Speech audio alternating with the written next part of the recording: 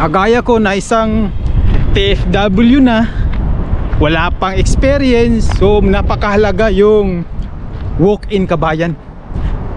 Walk-in isa proven talaga. Proven na talaga siya na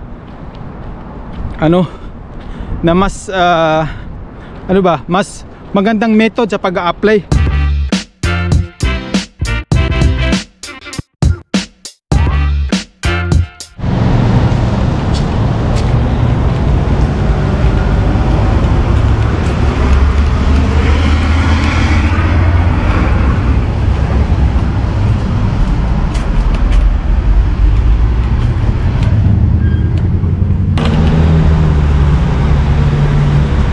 Good morning, kabayan, good morning. Isang maulan na umaga mula po dito sa Sudbury, Ontario. Andito ako ngayon sa Ontario Northland Bus Terminal. Ako po ay luluwas muna ng south mula dito sa norte, luluwas talaga, kasi ang Sudbury ay parting norte kasi ito ng Ontario eh. So pupunta ako ng Kapatagan. Pupunta akong South Ontario para maghanap ng opportunity. So andyan na yung dalawang bus,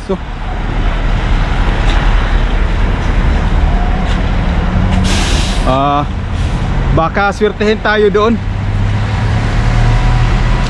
Grabe. Sana hindi lumakas ang ulan, bala ko sana magrenta ng sasakyan eh. Kahapon inikot ko yung mga rent-a-car dito. 3 kumpanya na yung napuntahan ko. Wala talagang available. Iwan ko ba ba't ang taas ng demand ng mga sa rent-a-car. Walang available until next week pa. Siguro dahil gawa ng walang klase ngayon eh. Maraming gagala pupuntang Toronto. Kararating lang pala itong isang bus na to. So ayun, gaya na sinabi ko, bala ko sana 2 araw yung itong journey na to, 2 araw.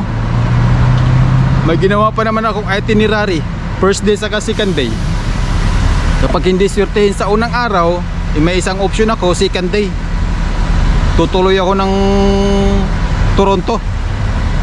Kung suswertehin ako sa unang araw, hindi hanggang hanggang Barrie, Ontario, tapos uwi na.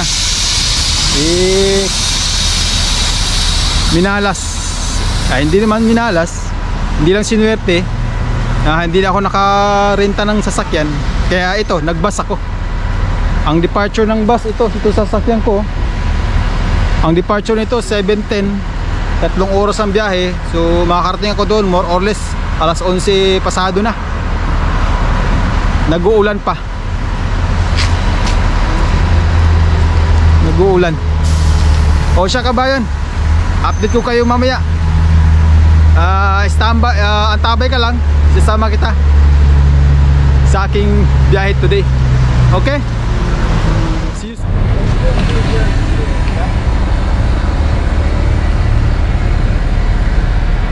Oy, welcome to ano ba lugar to? Parry Sound. 15 break muna, kabayan. After almost 2 hours ng biyahe, 15 minutes break muna. Mag-inat-inat, mag-toilet, mag-CR. 15 minutes, so masyadong maiksi yung oras para kumain, so mabilisan lang talaga to. Harvey sarado. Okay, meron dito, ano ba to? Masarap to eh. Snack, pancake, breakfast house. So dadampot lang tayo ng makakain.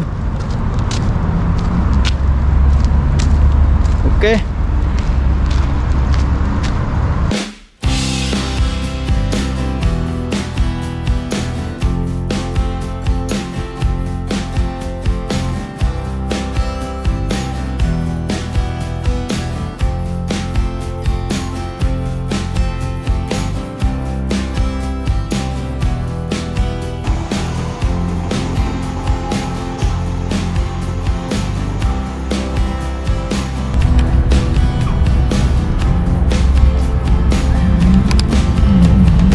Ayun, kabayan.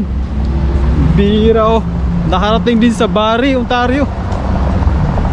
Whew. Kala ko didiretso na ako ng ano eh, ng Toronto. Huminto na yung bus dun sa terminal. Eh medyo sunga-sunga ng konti. Hindi pa ako bumaba. Parang ayaw bumaba.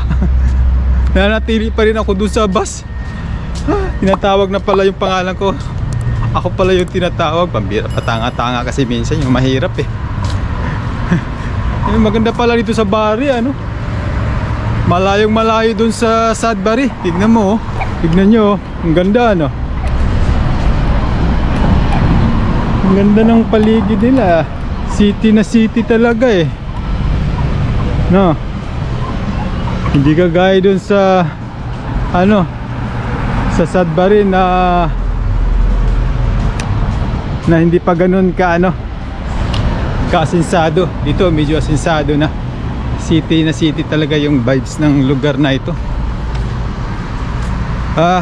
Ito mag-alas 11 na. Nagugutom na ako. Hindi ko alam kung sa papuntang, hanap ako ng McDonald eh. Sa papuntang McDonald dito. Hanap akong ano, pwedeng saan kumain. Yeah. Mga maliligaw ata tayo sige kabayan, update ko kayo maya maya. Maghahanap lang ako ng pwedeng makainan.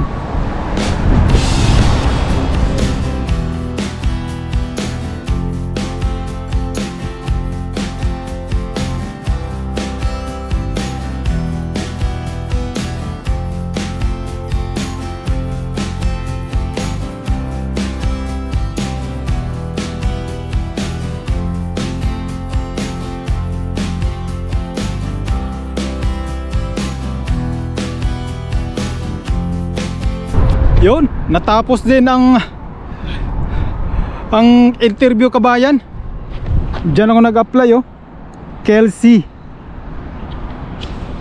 Grabe, mahal lang nabayaran ko sa taxi ah. Nasa $68. Tsaka liblib pa. Kasi ano to eh, industrial area to eh.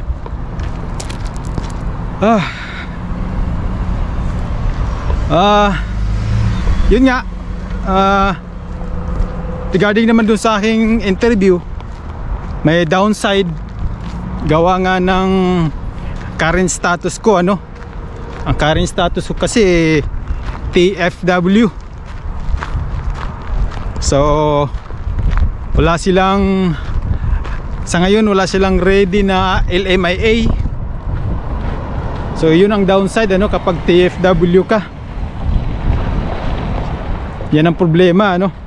Pero kaya na sinabi ko sa huli kong video na maganda talaga kabayan kapag makakuha ka ng lisensya right after ng winter.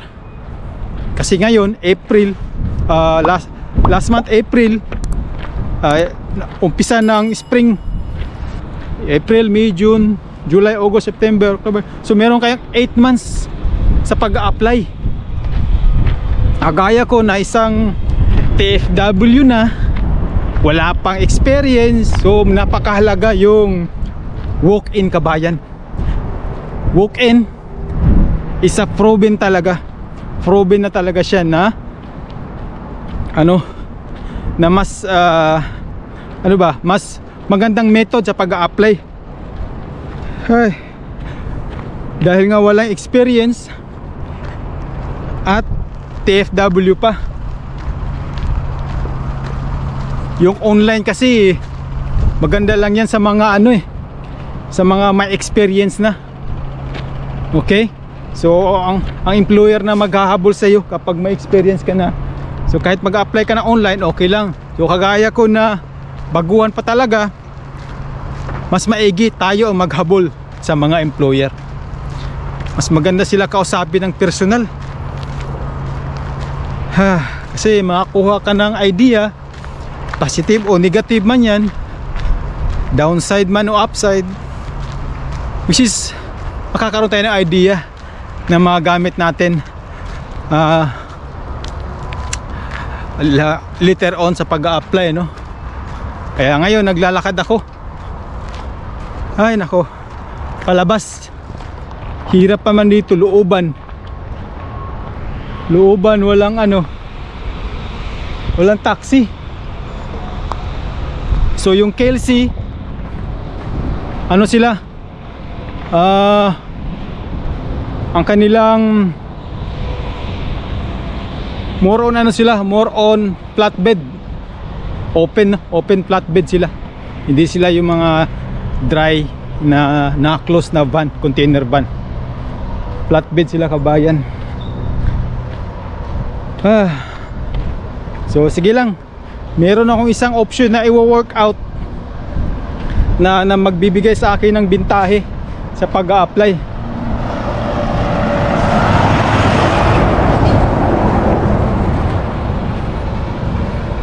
Yun ang sinabi din sa akin ng nag-interview siya kanina.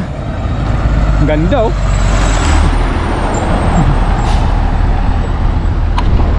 Classic, ganda talaga ng classic. Astig parang si parang si Optimus Prime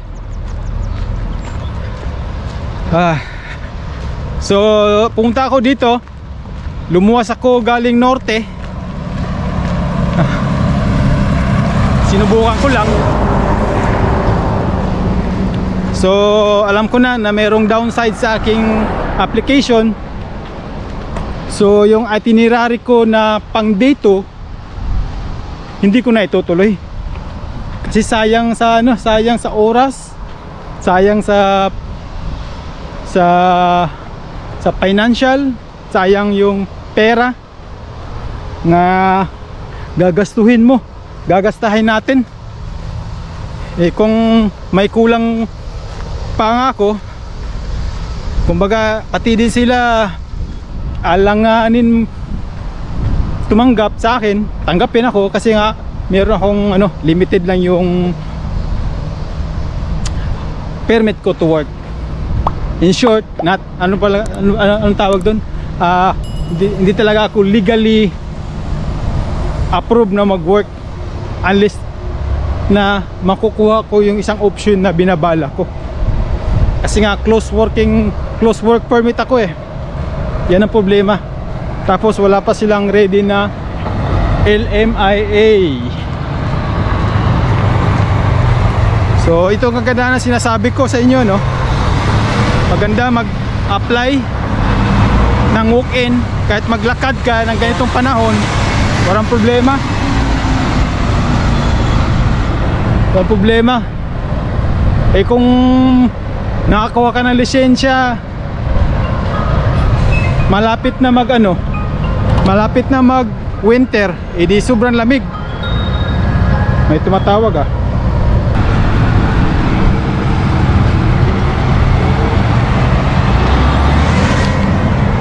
So ayun nga,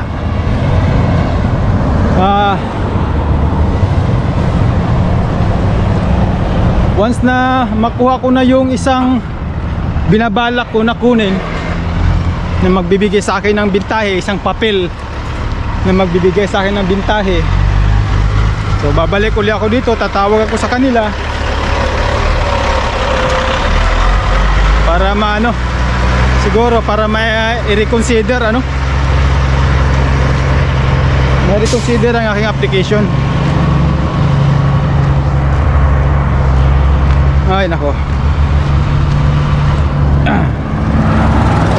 hirap talaga ng ganitong sitwasyon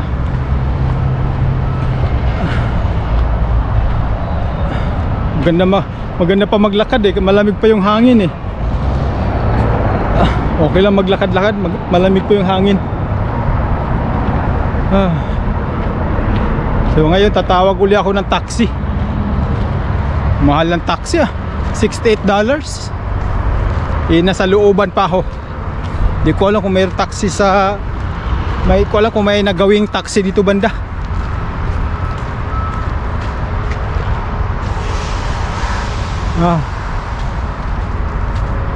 Siya kabayan, ako'y magpapaalam muna mula dito sa Barrie, Ontario. See you soon. Syukran.